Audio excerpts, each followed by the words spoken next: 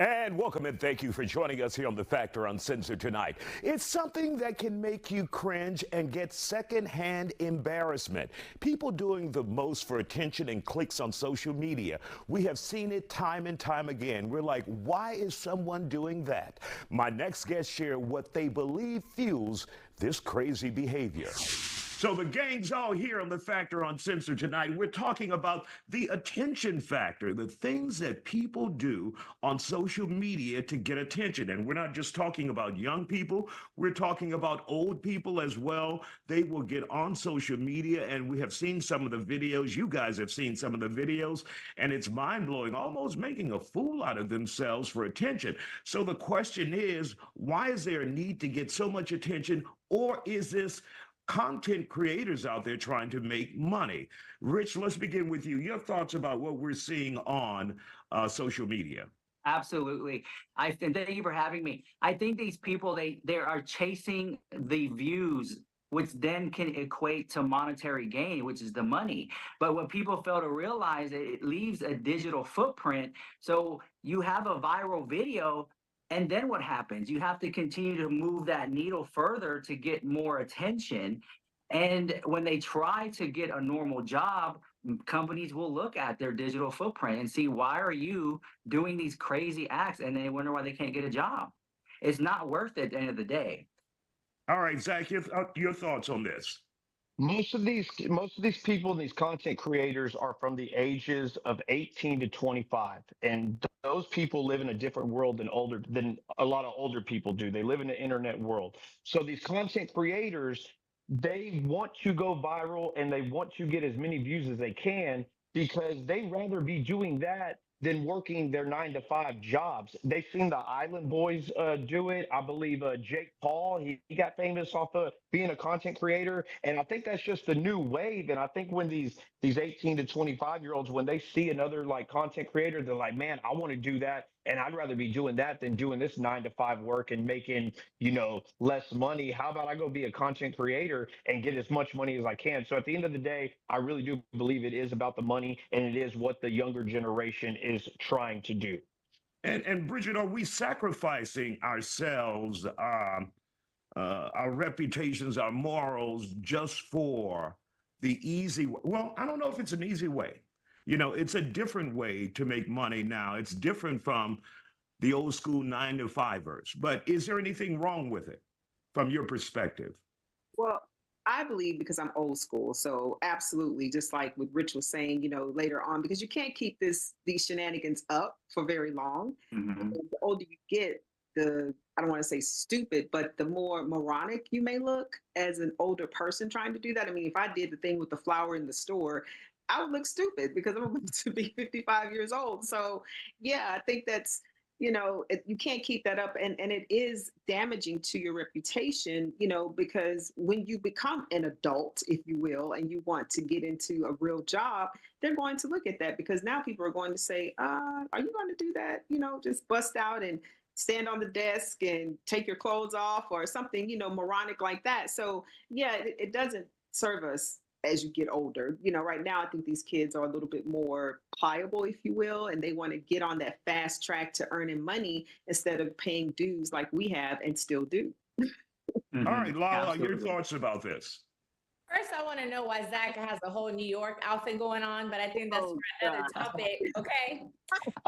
And I gotta say, for these influencers, it's definitely money and fame. And I don't know if for some it's first money or your first fame, but some of these influencers have gotten crazy, or just the trends that they're doing. And I know a couple of them, and I'm like, man, they're lucky they don't get beat up. They don't go to jail. I'm sure things happen. Some of them are out of hand, out of control. And some of them try to act like it's real. Some of it looks staged. I mean, I think it's just the younger generation that really comes up with these crazy ideas to get these views in and make that money, which, I mean, go ahead and get it. But some of it can be really crazy and dangerous. I don't know. That's not me. I couldn't do it.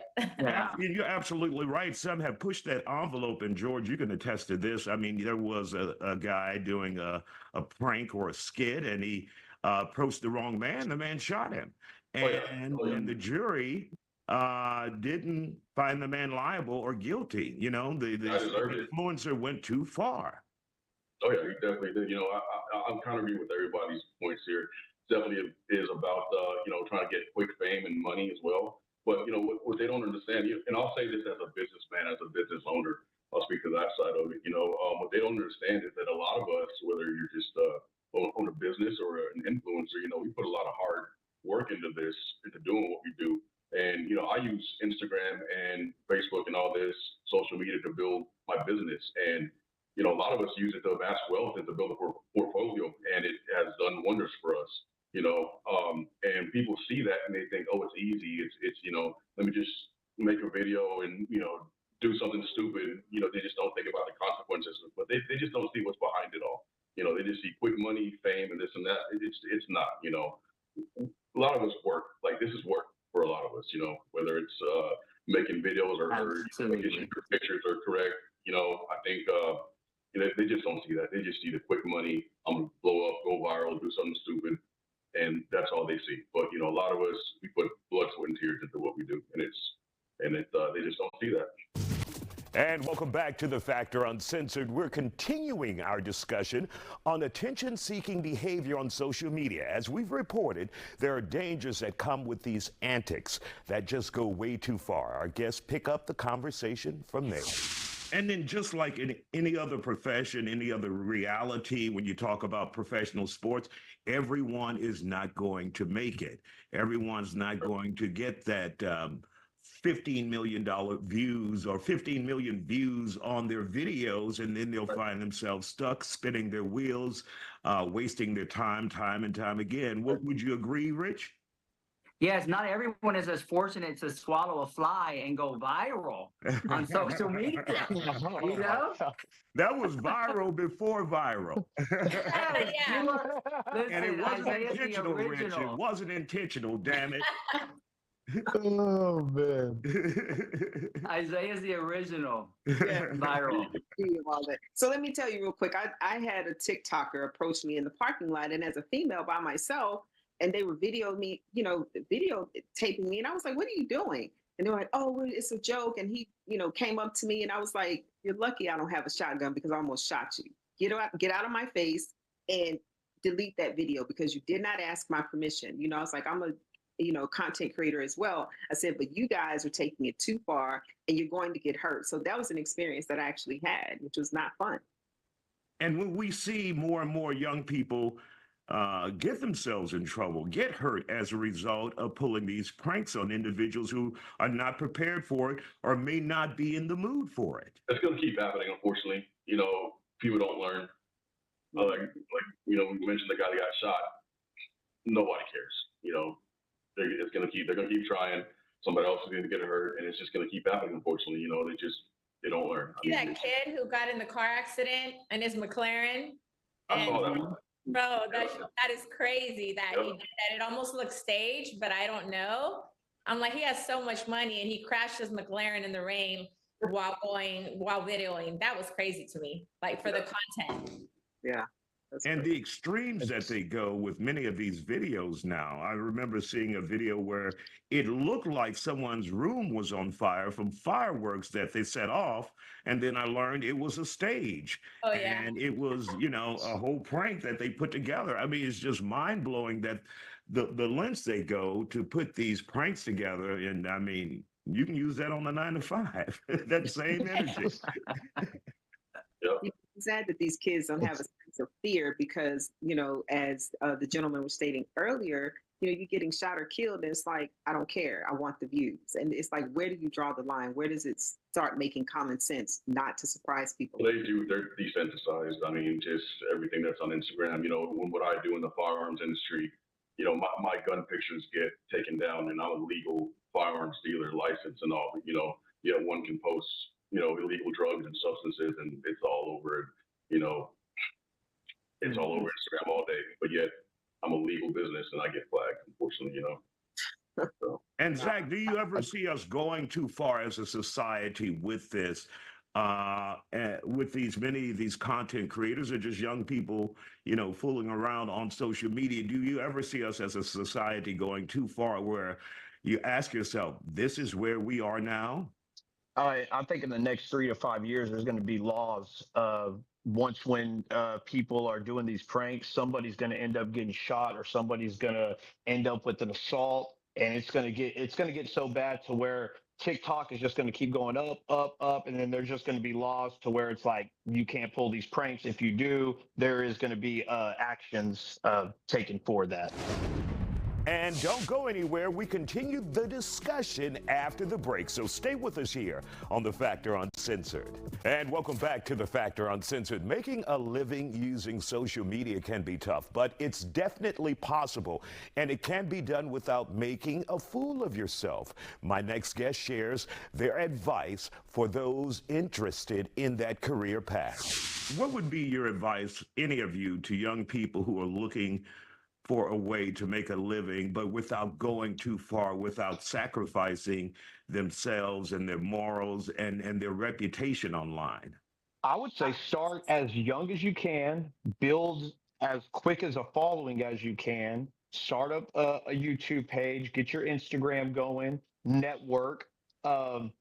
My advice to the younger generation is try and do funny pranks instead of like a prank that could actually get you beat up or, God forbid, maybe get you killed if you're going to the extreme. But that would be my advice: is start building a following. And I'm not against it. I would hope for the younger kids to be a content creator, because that would be awesome to be a content creator and just make that money and just make a living off of that instead of having to hustle every day and do the jobs that we do. Lucky enough, I'm fortunate enough, I have a great career. But yeah, that would be my advice: is start building a following early. And real quick, Lala, I did apologize, and I did say I'm sorry for your Astros with love. So I still don't like that outfit. I won't wear it when we do our debates. There you go. So many cross conversations going on here. Any other advice for the young people, guys, as we wrap up here on The Factor? I'll say find I a got niche. one. Go ahead. It's find a niche. It doesn't have to be pranks and this and that. It can be product reviews, which is kind of how I started years ago, doing firearm product reviews. Find a niche. It doesn't have to be pranks and making yourself look dumb. Find a niche and just take it from there. And my advice to the younger generation was just be cautious with some of the videos that you're going to put out there, because what may seem appropriate today, later on down the years, 5-10 years, may not be appropriate, whether it be jokes or sketches and things like that. But also just to be mindful of what you're putting out there on social media will always, follow behind you. Going viral is a way for people to get discovered and maybe get brand deals and that nature. But just keep in mind that what you do today may not be appropriate later on down the road. Very true. And I was going to say, as a female, find something you like. I love fashion. Although I'm a publicist, I love fashion. And so do fashion reviews or something that you really love. And that way you kind of just staying out of, trouble, if you will, and doing something stupid, and just continue, be consistent and just continue, and it'll grow. All right. Go ahead, Lala. I wanted to say, be smart and be careful. And as someone who's older that does content as well, it sucks when you see we're being original. We have our funny videos and skits or whatever that we post, and then they get however many views. And then you see something crazy. You're like, damn, do I got to dumb down to that level to get those kind of views? Like, come on. I'm not doing all that. I'd rather have my real views from real people, generic. Like, it's just, I don't know, to be more natural than do something crazy. That's just not me. So be smart and be careful for sure. All right. We want to thank you all for joining us here on The Factor Uncensored. We appreciate your time tonight. Thank you for joining us.